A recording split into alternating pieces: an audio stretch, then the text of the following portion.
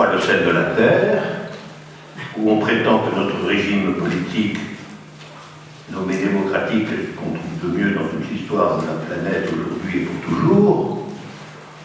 Je dis entre parenthèses, le spectacle actuel devrait sur ce point nous rabattre quelque peu le caquet. Mais le point sans doute le plus essentiel aujourd'hui porte sur l'organisation sociale dominante.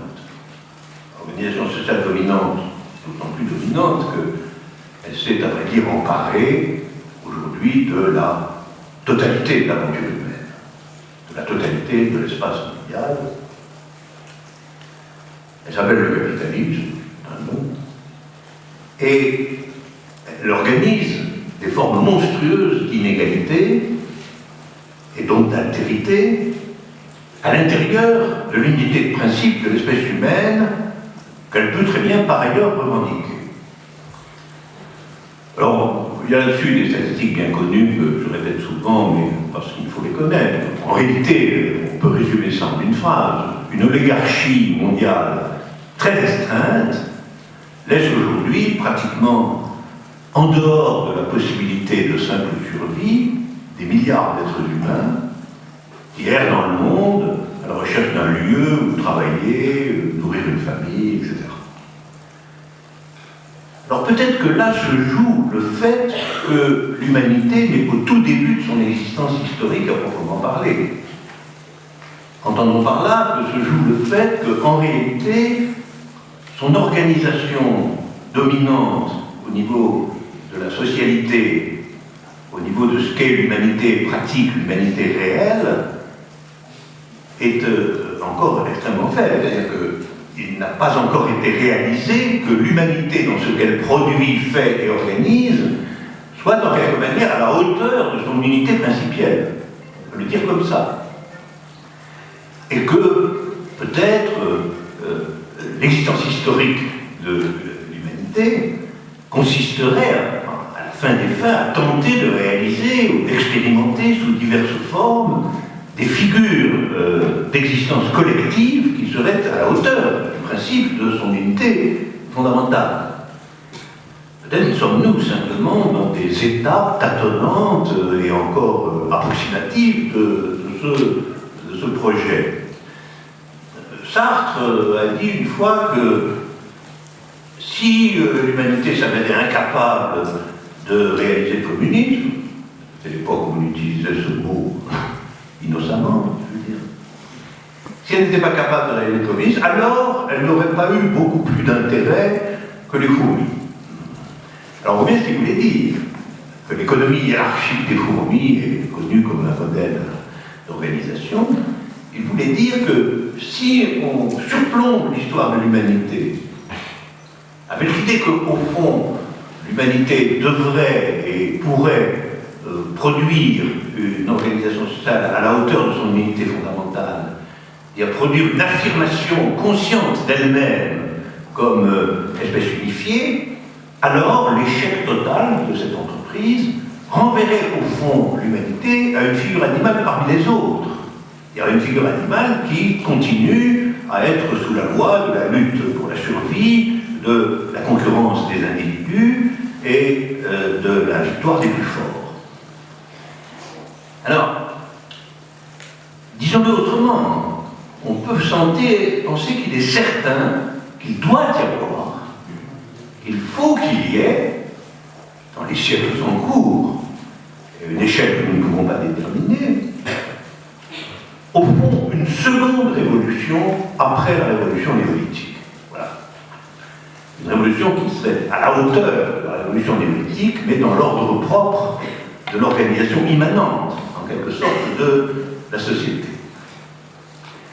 La révolution néolithique a doté l'humanité de moyens de transmission, d'existence, de conflits et de connaissances sans précédent, mais elle n'a pas résolu, bien loin de là, elle a à certains égards aggravé l'existence des inégalités, des hiérarchies et des figures de violence et de pouvoir guerriers qui étaient à une échelle sans précédent.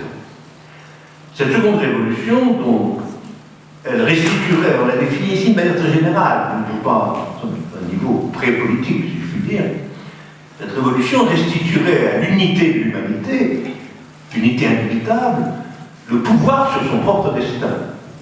C'est-à-dire que l'unité de l'humanité cesserait d'être seulement un fait pour devenir en quelque manière une norme, l'humanité ayant à affirmer et à réaliser sa propre unité, au lieu, tout au contraire, de la faire exister dans la figure des différences, des inégalités et des fragmentations de tous ordres, national, religieux, linguistique, etc.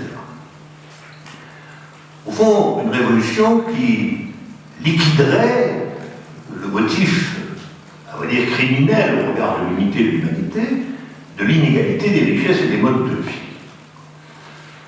Alors je pense qu'on peut dire que depuis la Révolution française de 92-94, 1792-1794, les tentatives dans la direction d'une égalité réelle n'ont pas manqué, sous divers noms. Démocratie, socialisme, communisme. On peut aussi considérer que la victoire temporaire actuelle d'une oligarchie capitaliste est un échec de ces tentatives, mais on peut penser que cet échec est provisoire et ne prouve rien. Si on se situe naturellement à l'échelle de l'existence de l'unité de l'humanité comme telle. Un tel problème ne relève pas de la prochaine élection. Rien n'en relève d'ailleurs. Il est à l'échelle des siècles. Et au fond, sur ce point, il n'y aurait rien d'autre à dire que nous avons échoué, alors continuons le combat. Reste que l'humanité se compose par ailleurs, comme toute espèce, d'individus. Alors, à cette échelle, en quelque sorte microscopique, il semble qu'on ne puisse pas éluder la question de l'autre, et même une certaine absoluité de cette question. Une chose est l'unité générale de l'humanité dans sa dimension biologique et d'aventure historique, autre chose est la composition microscopique de cette humanité en individus, au propos desquels on est toujours forcé de dire en un certain sens qu'il y a moi et il y a les autres. Alors je peux vivre dans d'autres mœurs, je peux mourir et d'autres survivre, et je fais constamment l'expérience sans doute de mes ressemblances avec d'autres, mais aussi de mes différences, ce qui veut dire que je ne peux éviter de faire l'expérience de ma singularité. Vous savez que, biologiquement même, après tout, cette singularité est attestée dans la cartographie génétique, et si vastes soient les identités dans ce domaine, elles sont très très abondantes, le reste est inscrit dans mon ADN, la signature de ce que je suis irréductiblement, si même minimalement, différent de tout autre. Alors, je voudrais examiner maintenant, quant à cette irréductibilité du moi, quant à la relation entre un animal humain et un autre, 4 textes bien différents. Un de Victor Hugo, un de Sartre, un de Lacan, et un de Hegel.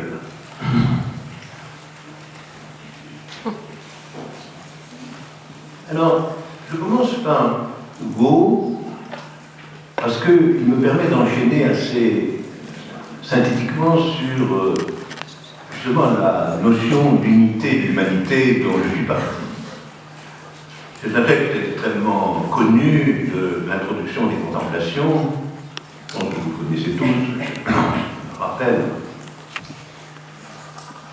Nul de nous n'a l'honneur d'avoir une vie qui soit à lui.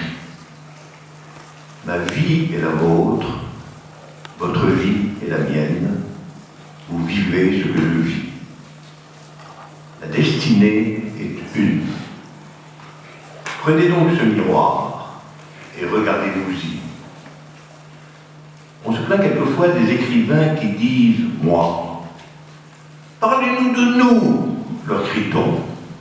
Hélas, quand je vous parle de moi, je vous parle de vous. Comment ne le sentez-vous pas? Ah, insensé, qui croit que je ne suis pas toi.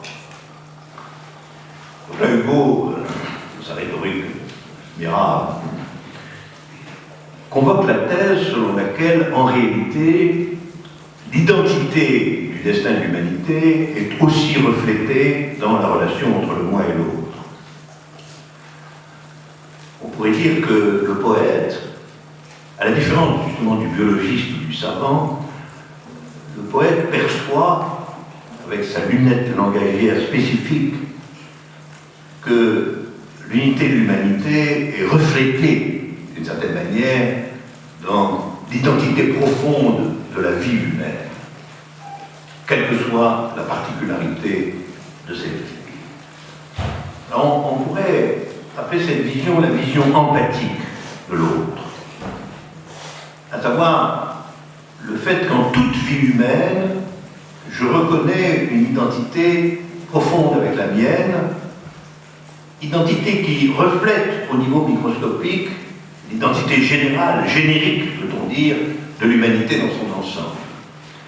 Et en fin de compte, une vie humaine, de ce point de vue-là, ne se diffère pas fondamentalement de l'aventure humaine dans son entier, au moins sur ce point que je peux constater, par une sorte de sentiment immédiat, qu'entre la vie de l'autre et la mienne, quelle que soit la différence des détails, il y a une impulsion commune.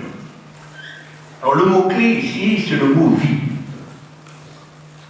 En quel sens peut-on soutenir que la vie, à savoir ce que devient un individu au fil du temps, identifie la singularité de l'individu? C'est ça l'axiome sous-jacent